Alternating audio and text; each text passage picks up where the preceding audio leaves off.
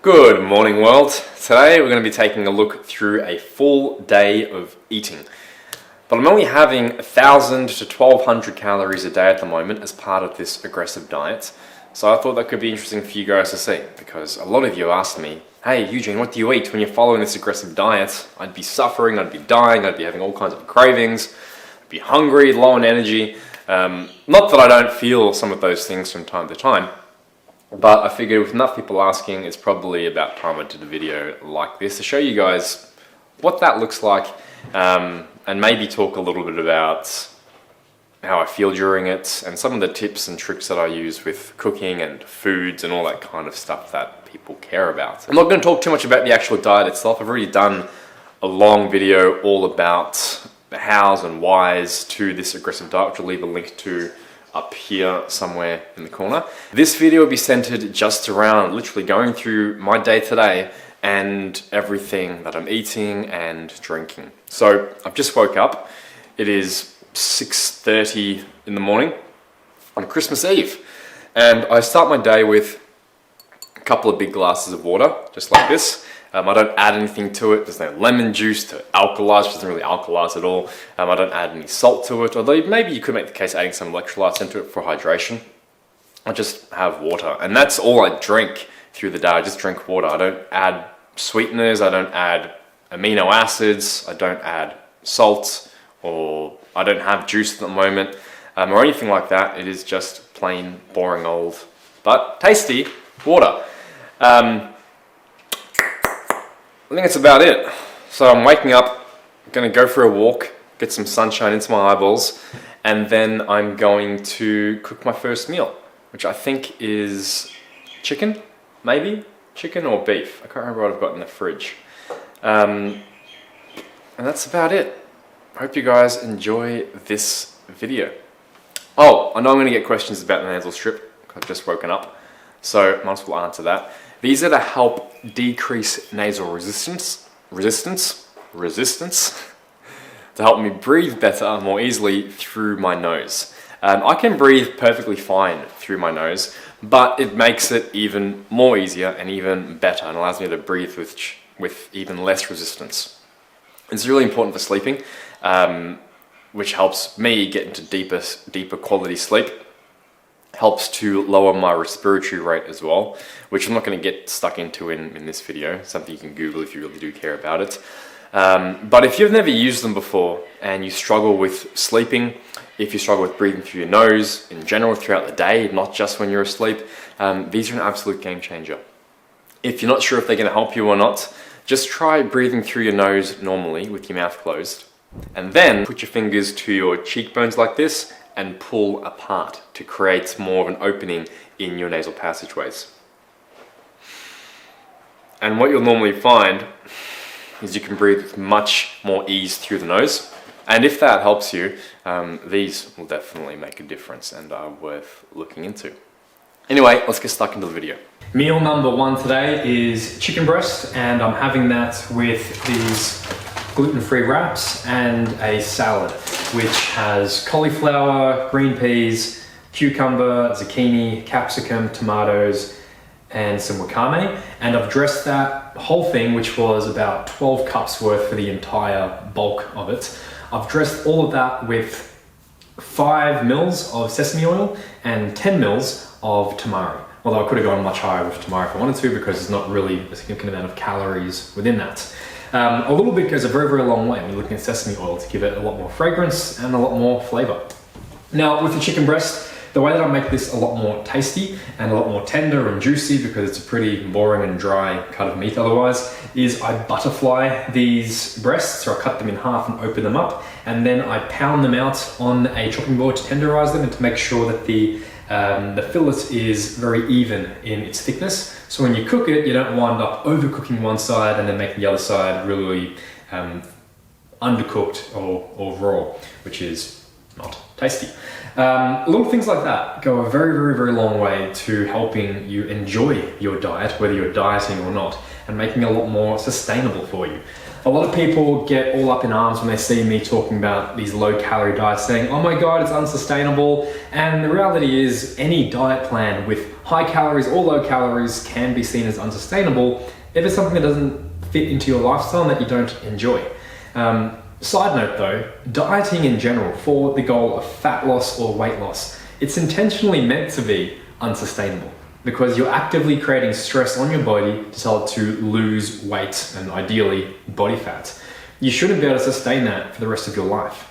What you should be able to sustain is the foods that you're eating, the way you're cooking things, whether you're fitting that whole thing into your lifestyle.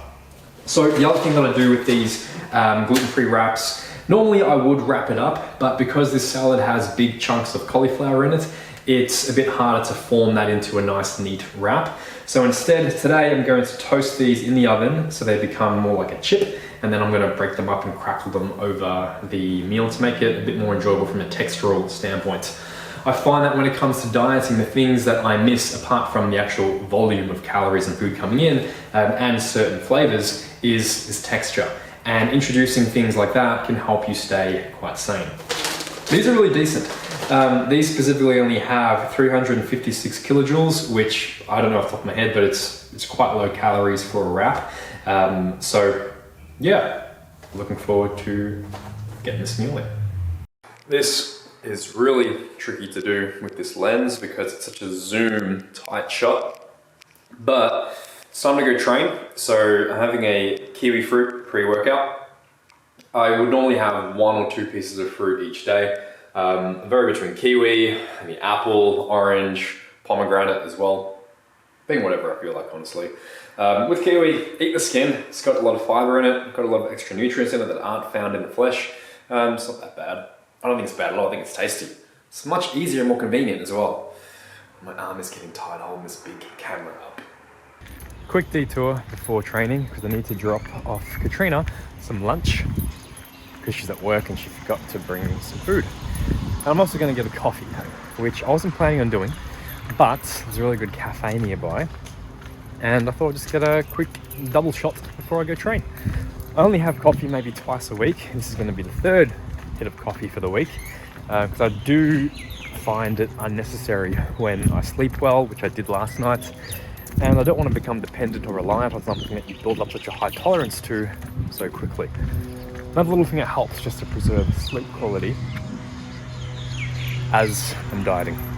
All right, I've just finished training and I wanted to talk quickly about strength, muscle loss, training intensity, performance, recovery, all that kind of stuff, because these are very, very real concerns that you should be having when it comes to dieting in general, not just aggressive short-term diets like this, but also the long-term, slower-paced diets. So today's workouts, I did some handstand work, I did some deadlifts, I did some hamstring work, and a little bit of ab and quad work as well. Overall, my strength hasn't decreased whatsoever throughout this entire dieting period of about 5 weeks now. If anything, my strength has increased, which is always a positive. So as long as you're eating enough protein and as long as you're noticing no big decreases in strength, as if it's at least maintaining, you can be pretty confident that any weight you've lost, it's not going to be muscle mass. I mean, there might be some muscle mass, I don't know for sure, I haven't had a DEXA scan done, and even then it may not be accurate, but I've already spoken about muscle loss in general in the full breakdown video on this diet, so you can go check that out if you haven't yet already. But rest assured, if there is any muscle loss, I'm not worried about that, because it'll be very easy to build it back immediately after this dieting period is finished when I'm going back to maintenance or into a slight surplus. Now, there is something you should be considering when it comes to dieting in general with regards to muscle and strength performance losses. That's whether you're doing a short-term diet, like a very short, aggressive diet like I'm doing now, or a very long, drawn-out one. And that is your endurance is going to suffer considerably because you're having a lot less energy coming in through the food that you eat, through less carbohydrates and less overall calories. So you can't recover as well, and you can't perform as many reps or as many sets within the actual session without seeing big dips in performance. So normally I might be able to handle, say, 4 or 5 sets. I'm only going to be able to handle, say, 1 to 3 sets at absolute most before I start to notice big decreases in my strength. In terms of actual reps as well, you'll see big drop-offs in that, where probably anywhere between 1 to 8-ish reps may not be affected, but when you start going more towards the endurance aspect of the rep scheme, more towards 8, 12, 15, 20, 25, 50, that's where you're going to see big decreases in your performance, because there is a lot less available fuel that your body depends on to be able to fuel that style of training towards that kind of intensity threshold. So with that in mind, you just got to be realistic with your expectations and say, what am I expected to be able to perform at, and what do I need to do, considering that, to be able to maintain my strength, maintain my muscle mass, and to be able to persevere through this block of dieting. Biggest mistake that I see people making, or two biggest mistakes, is thinking that the training they were doing before they started the dieting phase should be able to be maintained through the dieting phase, whether it's a short diet or a long diet. And that's simply just false, and that's not a good way to be going about things, especially when you're doing an extended diet, an aggressive diet like this. When you're doing more of a slow taper, drawn out diet, you can probably get away with doing very similar styles of training because you're not going to see as big dips in your energy coming in until the very final stages of the dieting period. So you should be able to maintain the same kind of endurance and intensity for the most part. But especially when you're in more aggressive diets, you don't have the fuel. So trying to do the same 8, 12, 15 rep sets repeatedly for 3, 4, 5 sets is probably not going to be a good idea. So for me, I would just do between 1 to 3 sets per exercise, maybe 10 total sets per body part per week to be able to maintain my muscle mass and maybe build a little bit of strength, more so through technique gains more than anything else. And that's how I can just quantify for myself that I'm probably not losing a lot of muscle mass.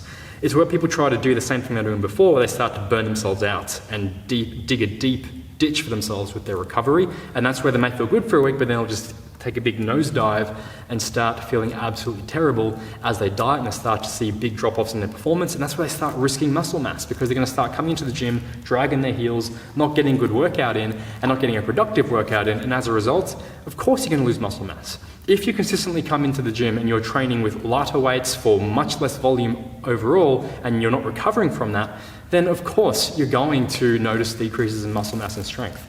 So the other mistake people make is they try to increase their volume and their intensity in some effort to be able to burn more calories or whatever, or to lose weight faster through their dieting period, which is just a bad idea as well.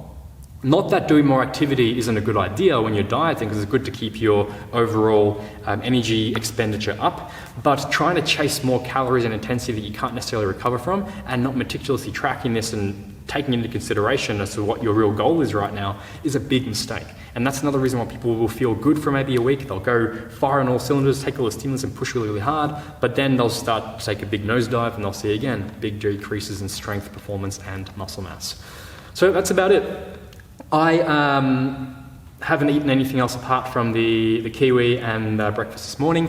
I'm going to go have a meal, not straight away. I've got to do a little bit of work here. I've got to unpack a bunch of boxes full of the next volume release for Ganbaru Culture, which is very exciting. That'll be out, I think, January 7. A whole bunch of new t-shirts, new hoodies, new joggers, and new lifting straps as well. I think that's about it. But yeah, I've got to work through unpacking all of that into the warehouse now, which will probably take me a couple of hours, and then I'll go home and have something to eat. I might have a shake if I start to really feel like I'm dipping in energy, but it's not a big deal overall. At the moment, my appetite isn't suffering. I find training helps a lot with appetite suppression, as does being in such a deep calorie deficit. And I think I might have mentioned it in the last video, but I think it might be to do with more ketone production. My blood sugar is considerably lower all the time, and it comes right back down to its fasting levels pretty quickly. And my ketone levels seem to be increasing and very comfortably in that state of nutritional ketosis between meals sometimes, but definitely upon waking. So I think that's probably playing into my overall appetite suppression. All right, it is post-workout now. It is 2:15, so it's about 2 hours since I finished training, and I started eating at about 7:30 a.m. So I don't know what that is math-wise. 5, 6.5-ish hours since my last meal, and having a very similar meal here. So got some beef this time with the same salad and another one of these. I did snack on 4 cherry tomatoes I'm going to be using this sprinkle, which is a rainbow seaweed salt, which is a table salt substitute with a hint of umami. It's just a bunch of sea vegetables, some potassium and some sodium, which is really tasty. I normally do have a little bit more variety through my diet. So what I normally do is I'll have the same thing a couple of days in a row, like chicken or beef with the same kind of salad, just for convenience of prep. And then I might switch it up to something like mackerel as a fish, or maybe sardines, or just other varieties of protein and other varieties of vegetables as well, just to provide some kind of other nutrients and different flavors as well. So I did mention this in the full-length video, but it is pretty much impossible to be able to get all the different required vitamins and minerals in an aggressive deficit like this. So I am supplementing with a multivitamin,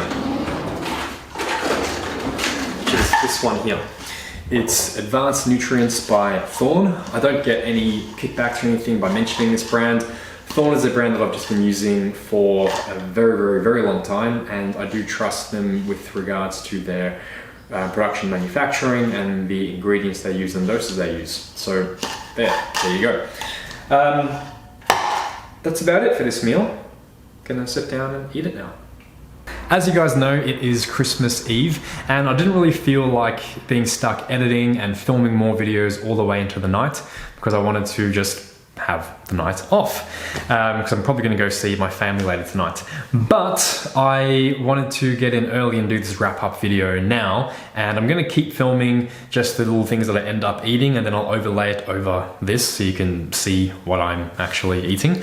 I can predict I'm going to have a protein shake, which I'll mix up into a pudding, and I'll have a couple, maybe 3 tablespoons worth of natural yogurt, and I'll also have some popcorn, which should probably bring my calorie total to around 1,000-ish calories, maybe 1,200 calories, I'm not too sure. I do know that I'm going to be under on my protein target, which is not something I recommend that you do if you're doing this kind of diet, but it's one day, it's no big deal. I'm going to go back to maintenance from tomorrow anyway. But yeah, actually I'm not sure how many calories I'm at, so if any of you guys want to work it out and just let me know below, that would be fantastic. Portion wise, I didn't mention any portions anywhere. So the protein portions for the chicken breast and it's a lean rump cut of beef. That was 125 grams of each one. And there was about 200 grams ish worth of vegetables in both of those meals, and the 2 wraps that you saw. Both of them were cooked in a 1/4 teaspoon of peanut oil. It's the only oil I have available right now. Normally I'd use macadamia or olive oil, but I've run out of them. And that's it. That's all the calories I'm going to eat. Ooh, I will have a cup of bone broth as well. So that'll be 150 mils of bone broth that has no fat in it. Per 100 mils, it is 5 grams of protein if you want to work out those macros. But yeah, that's it. That's all I've eaten. It sounds low, and it is low. And that's all I've been eating over the past 4 to 5-ish weeks. Again, with a little bit of variation with the vegetables, with the carbohydrate source. I do have a little bit of potato from time to time. And I do change the popcorn up for chips sometimes as well, though it's a much smaller portion. Oh, for the popcorn, that is 50 grams of the popcorn uncooked kernels. And I'll cook that with 5 mils or 5 grams worth of peanut oil, and I'll add some salt to that as well, just for a tasty snack tonight. Other than that, I just wanted to use this as an opportunity to say a big thank you to every single one of you who is watching this video, not just for this video, but all the videos I've done over the past year. This year has been absolutely fantastic in terms of what's happening going on here on YouTube, and also over on Ganbaru Method, which is my coaching and training nutrition education platform. This platform alone has grown by about double, I think, in a subscriber count. So if you're a subscriber, you've been watching all these videos and giving the thumbs up and telling your friends about it, big thank you, because you've really been helping this channel grow and for me to be able to share more and more free content. If you're a member on Ganbaru, an even bigger thank you to you, because you are directly supporting the creation of content just like this. And I really hope you're enjoying the experience over there in terms of all the training programs, the workouts, nutrition calculator, and all the new updates that have come over the past year and that will come into the next year. So if you haven't already, be sure to go get a free trial by hitting the link below, and you can try it all out, and looking forward to getting stuck into things in the new year. So wherever you are, whether you celebrate Christmas or not, it is coming to the end of the year, so I do wish you all a very happy new year, and I hope you have a safe holiday period. Honestly, I'm probably still going to be here over the next few days, filming and uploading even more videos, so it's not really a pause or a goodbye or anything like that. So as always, if you have any other questions, any other comments, anything like that for me, drop it down below, and I'll see you all next time.